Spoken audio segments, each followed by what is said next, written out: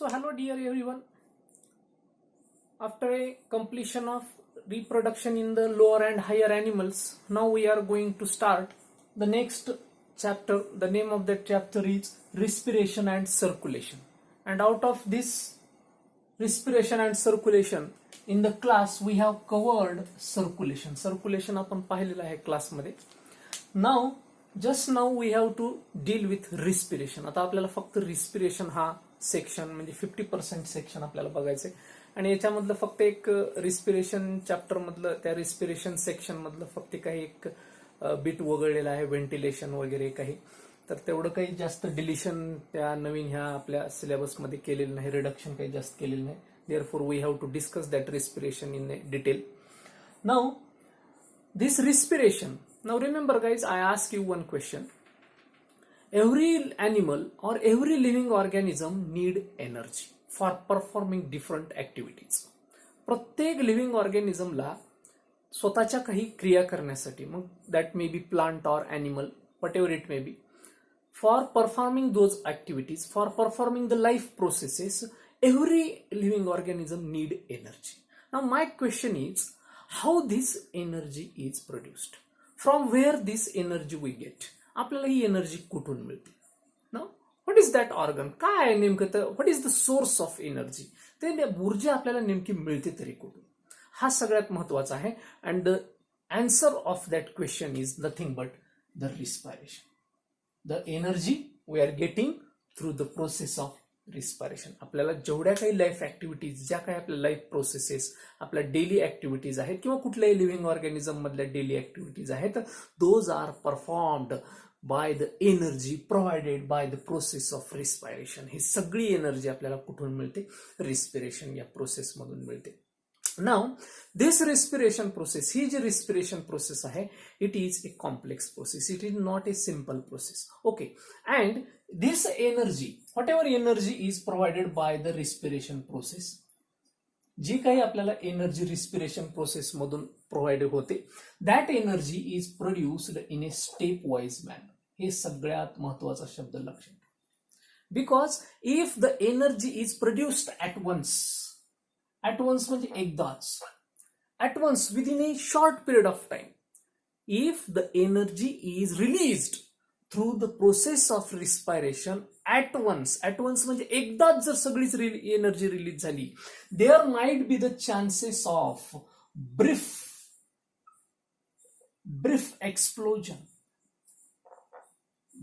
Explosion of light and heat.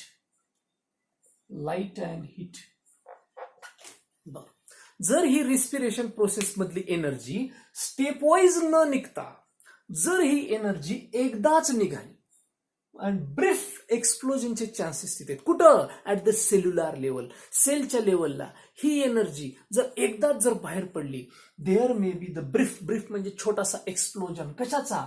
Light and heat. इतकी प्रचंड उष्णता आणि इतकी प्रकाश ऊर्जा तिथं, म्हणजे लाईट एनर्जी आणि हीट एनर्जी तिथं बाहेर पडेल. And that may damage the cell, that may lead to the death of the cell. बघा, म्हणून मी शब्द काय वापरला? रिस्पिरेशन आपल्याला एनर्जी प्रोव्हाइड करायले. And this biochemical respiration process, ही जी रिस्पिरेशनची बायोकेमिकल प्रोसेस आहे, ही रिस्पिरेशनची प्रोसेस जी एनर्जी प्रोव्हाइड करायले, that energy is provided in a stepwise manner, step by step manner. एकदाच कधीच रिस्पिरेशनची एनर्जी आपल्या सेल बाहेर सोडत नाहीत. According to the need of the body, according to the shouting of the body, जशी आपली बॉडी त्याला शाउट करेल किंवा दे मला एनर्जी लागणार आहे at that time, depending upon the activities, depending upon the movement. Okay, that energy is released by the cell, that energy is released by the cell. आणि म्हणून जर ही एकदाच जर एनर्जी रिलीज झाली असती तर आपल्या सगळ्या सेल मरून गेल्या असत्या लेकरांना. म्हणून ही एनर्जी लागेल तशी काय केली जाते? तुम्हाला प्रोव्हाइड केली जाते.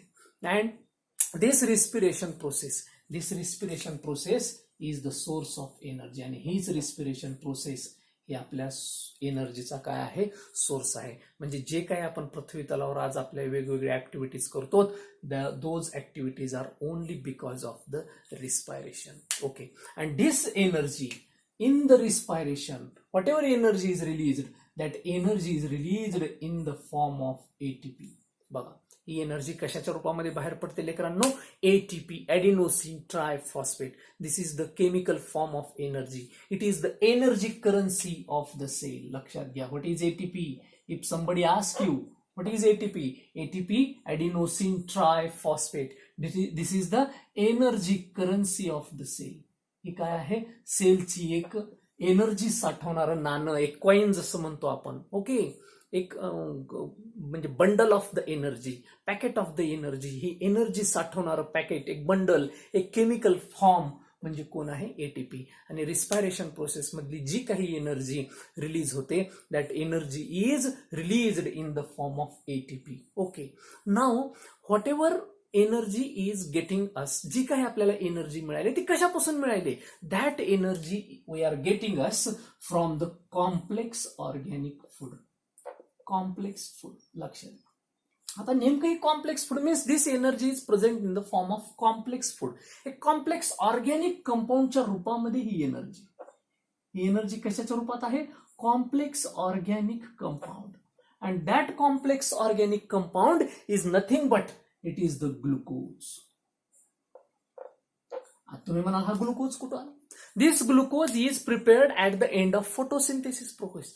प्रकाश संश्लेषण we have studied in the 11th case. Okay, 11th standard मध्ये आपण बघितले.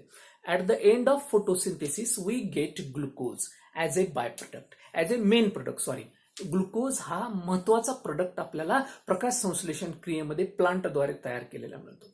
नाव if somebody eat the food, ज्यावेळेस एखाद्यानं घास खाल्ला, if some fruit is eaten by somebody, एखाद्यानं एक अन्न खाल्लं किंवा एक bolus of a just small food, एक छोट्याशा घास आपण खाल्ला, that bolus enters in to the stomach. That bolus with the help of saliva that is digested. Some part of that digestion completes in the stomach. Some part of the digestion completes in the intestine. काही भाग पोटात पचनाचा, काही भाग पोटामध्ये होतो, काही पचन small आपलं लहान आतड्यामध्ये होतं. And after that, that digested food becomes absorbable. ते पचलेलं फूड काय होतं? ऍब्सॉर्बेबल होतं, म्हणजे शोषण्यासारखं बनतं. And that absorbed food is absorbed by the small, that absorbable food is absorbed by the small intestine. Small इंटेस्टाईनद्वारे ते काय केलं जातं? ऍब्सॉर्ब केलं जातं. And that is carried to the blood. And through blood that food enters in to the cell. ते food कुठे गेलं? बघा, that glucose means that absorbable form is nothing but, तो शोषण्याजोगा फॉर्म जो इंटेस्टाईननं शोषून घेतला, इंटेस्टाईनच्या वॉलनं शोषून घेतला, तो कोणता आहे? Glucose. And that glucose is carried to the blood, carried via blood to the cell, carried via blood to the cell. आता सेलमध्ये तो ग्लुकोज जाऊन बसलाय. Now we need energy. आता आपल्याला खरी ही ग्लुकोज सेलमध्ये गेला म्हणजे आपल्याला एनर्जी मिळणार नाही. Now the main process of respiration starts here. खरी प्रोसेस रिस्पायरेशनची आता येत आहे. म्हणून respiration is nothing but it is the exchange of gases. Respiration म्हणजे नुसतं एक्सचेंज ऑफ गॅसेस नाही, तर त्याच्याही पुढे जाऊन रिस्पायरेशन म्हणजे oxidation of complex food. Complex फूडचं काय करणे? ऑक्सिडेशन करणे. आणि हे कॉम्प्लेक्स फूडचं ऑक्सिडेशन कुठल्या लेवलला व्हायले? सेल्युलर लेवलला. तिथं आता खरी रिस्पायरेशन चालू होणार आहे. आणि ह्या रिस्पायरेशन मधनं आपल्याला काय मिळणार आहे? एनर्जी मिळणार आहे. काय मिळणार आहे? एनर्जी. म्हणजे indirectly we are studying respiration for nothing but the conversion of glucose into energy, glucose into ATP असं सुद्धा म्हटलं तरी चालेल. म्हणजे रिस्पायरेशन मध्ये आपल्याला शिकायचंय काय? Conversion of glucose into ATP. आणि हेच conversion of glucose into ATP जरी का आपल्याला हे वर पाहता एकदम सोपं वाटत असलं, actually it is not like that. हे असं नाही, it is a complex process. म्हणून इथं डेफिनेशन आपल्याला बघायचे रिस्पायरेशनची. What is respiration? The respiration is a complex biochemical, it is a complex biochemical process, complex biochemical process of oxidation. कशाची? Oxidation. शब्द बघा, समजून घ्या रिस्पिरेशनची definition. It is a complex biochemical process of oxidation of complex organic compound. कसले organic compound? Complex organic compound. कोण आहे तो complex organic compound? That complex organic compound is nothing but glucose. Complex organic compound to release, काय होणार आहे ह्या शेवटला ह्या रिस्पिरेशनच्या? To release the complex biochemical process of oxidation. कुणाचं ऑक्सिडेशन होणार आहे? कॉम्प्लेक्स ऑर्गॅनिक कंपाऊंडचं. कशासाठी ऑक्सिडेशन करायचंय? To release energy.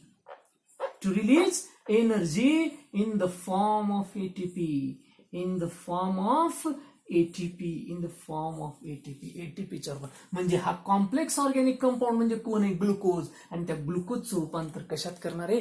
एटीपी मध्ये. काय करून? त्या ग्लुकोजचं ऑक्सिडेशन करून. त्या ग्लुकोजला लागणारे ऑक्सिजन ऑक्सिडेशन करण्यासाठी. आणि म्हणून इथं आता खरा रोल येणार आहे ऑक्सिजनचा. आणि म्हणून लेकरांनो, आपण जर इक्वेशन जर बघितलं ह्या डेफिनेशन नुसार, C6H12O6 plus 6O2 oxygen for the process of respiration. Now C6H12O6, this is the glucose, this is oxygen, and it is converted into 6CO2 plus 6H2O, 6CO2 plus 6H2O plus 38 molecules of ATP from one glucose molecule. एका glucose मॉलिक्यूलचं ज्यावेळेस oxidation होणार आहे, we are getting 38 ATP molecules. And this conversion of glucose into ATP, that is nothing but the respiration. हे काय आहे? Respiration आहे. And therefore this is the equation of the respiration. म्हणजे indirectly आपल्याला हे रिस्पिरेशन सांगायले की कॉम्प्लेक्स ऑर्गॅनिक कंपाऊंडचं रूपांतर energy मध्ये करणे. ॲडिनोसिन ट्रायफॉस्फेटच्या 3 फॉस्फेट बॉन्ड मध्ये ही एनर्जी स्टोअर केली जाणार आहे. AMP joined to 1 phosphate to form ADP. That ADP joined to 3rd phosphate to form ATP. आणि म्हणून या प्रत्येक फॉस्फेट बॉन्ड मध्ये एनर्जी स्टोअर होणार आहे. आणि ह्या 3 ॲडिनोसिन ट्रायफॉस्फेट मधल्या सगळ्यातच हा जो सेकंड बॉन्ड आहे, सेकंड आणि थर्ड फॉस्फेट मधला, that is the highly energetic bond. ते आपल्याला पाहायचं पुढे. आणि त्याच्यातली खरी एनर्जी म्हणून सहसा एटीपीचं ज्यावेळेस ब्रेकेज होतं, ज्याच्या वेळेस आपल्याला ऊर्जा लागणार आहे, this ATP converts into ADP and IP. IP means inorganic phosphate. हा एटीपी मधला एक बॉन्ड तुटतो, म्हणजे ट्रायफॉस्फेटचं रूपांतर आता डायफॉस्फेट मध्ये होतं, म्हणजे तिसरा फॉस्फेट मोकळा होतो, हा इनऑर्गॅनिक फॉस्फेट. आणि हा तिसरा फॉस्फेट म्हणजे कसा आहे ATP? If we look at the structure of ATP, ATP is looking like this.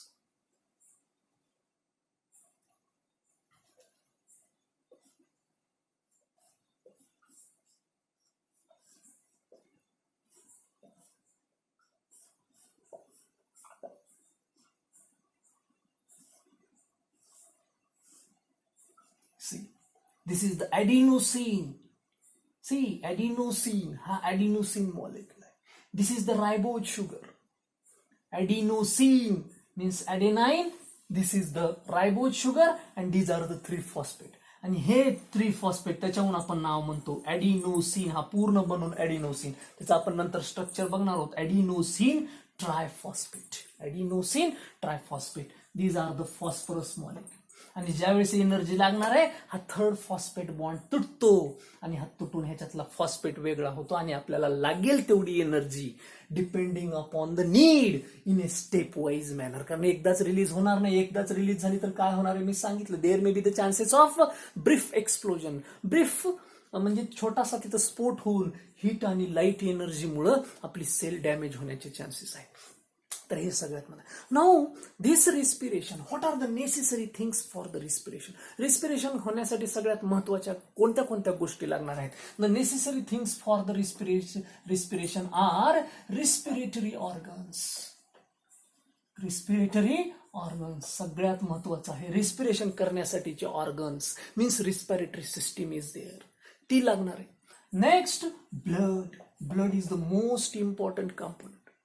And third one is the tissue cells or cells. You may call it cells or tissue cells. म्हणजे cells गरजेचे आहेत रिस्पिरेशनसाठी.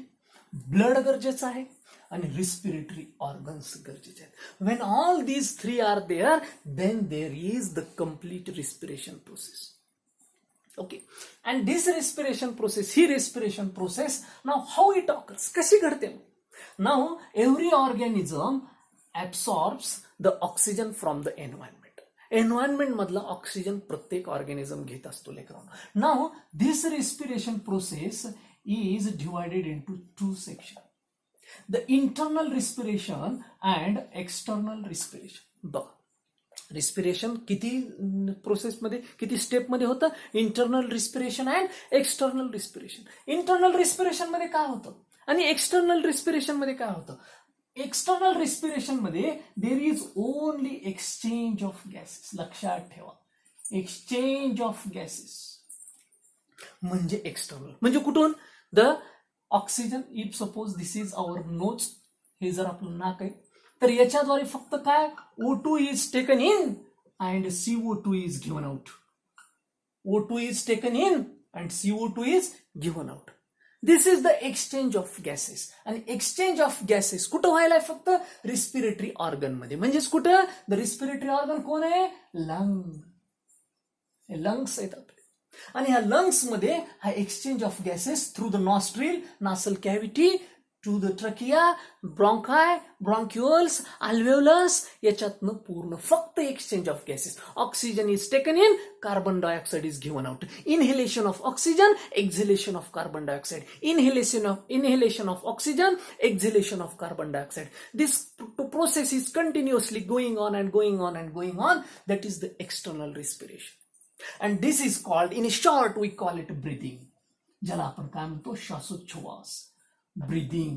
Breathing is nothing but it is small part of the respiration process. Respiration process चा श्वासोच्छवास घेणे हा फक्त एक छोटासा भाग आहे.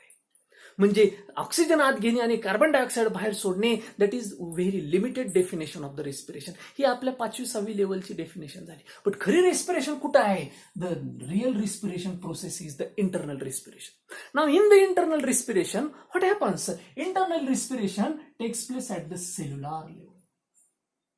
ते कुठं होतं? Cellular level. आणि ह्या सेल्युलर लेवलला होणारं respiration means cellular respiration and exchange of gases means internal respiration आणि external respiration combine to form a whole respiration process. ही पूर्ण रिस्पायरेशनची प्रोसेस इथं होते. मग आता ह्या रिस्पायरेशन प्रोसेसमध्ये इंटरनल पण आपल्याला शिकावं लागणार आहे आणि एक्सटर्नल रिस्पायरेशन पण बघावं लागणार. Now first we shall discuss the external. मग आता एक्सटर्नल रिस्पायरेशन कसं व्हायला बघा? Through the environment. एन्व्हायरमेंट मधनं the animal, every animal that may be plant or animal, take the oxygen. Now see here, this is the central dogma of respiration. रिस्पायरेशनचा मी इथं छोटासा फ्लो चार्ट तुम्हाला दाखवले, एक डायग्राम दाखवले, त्याच्यात तुम्हाला पूर्ण रिस्पायरेशन लक्षात येणार. द थ्रू द एन्व्हायरमेंट, शॉर्टमध्ये मी लिहिलं इथे environment, oxygen is taken through. कोण घेतं oxygen? The oxygen is taken by lungs through nostrils. नाकाद्वारे आपण ऑक्सिजन आत घेणार. That lungs, in the lungs, alveolus absorbs those oxygen and that oxygen is released into the blood. तो oxygen आता कुठं गेला? लंग्स मधनं अल्व्हेओलस. अल्व्हेओलस म्हणजे वायू कोशिका. त्या वायू कोशिकेमधनं that is entered in to the blood. कुठे गेला? बघा कशी आहे रिस्पायरेशनची process. Through blood, that blood carried that oxygen with the help of haemoglobin. हिमोग्लोबिनच्या सहाय्यानं तो ऑक्सिजन कॅरी केला गेला. जर आपल्या ब्लड मध्ये जर हिमोग्लोबिन नसता लेकरांनो, तर ऑक्सिजन कॅरी व्हायला आपल्याला 3-3, 4-4 वर्ष लागले असते. म्हणजे बघा इतके स्लो प्रोसेस जर ब्लड मध्ये हिमोग्लोबिन नसतं. म्हणून हिमोग्लोबिन आपलं जर कमी झालं तर आपल्याला असंख्य वेगवेगळ्या आजाराला सामोरं जावं लागतं. Hemoglobin is a carrier of oxygen. म्हणून आपल्या प्रत्येकानं male, either it may be male or female, that male or female should maintain the hemoglobin level in the blood. HB level आपली, HB म्हणतो आपण त्याला, ती लेवल मेंटेन केली पाहिजे. कारण HB लेवल हा HBच आपल्या ऑक्सिजनला कॅरी करणारा महत्वाचा कॅरियर आहे. It is the binding agent with oxygen. हा बाइंडिंग एजंट आहे ऑक्सिजन बरोबरचा.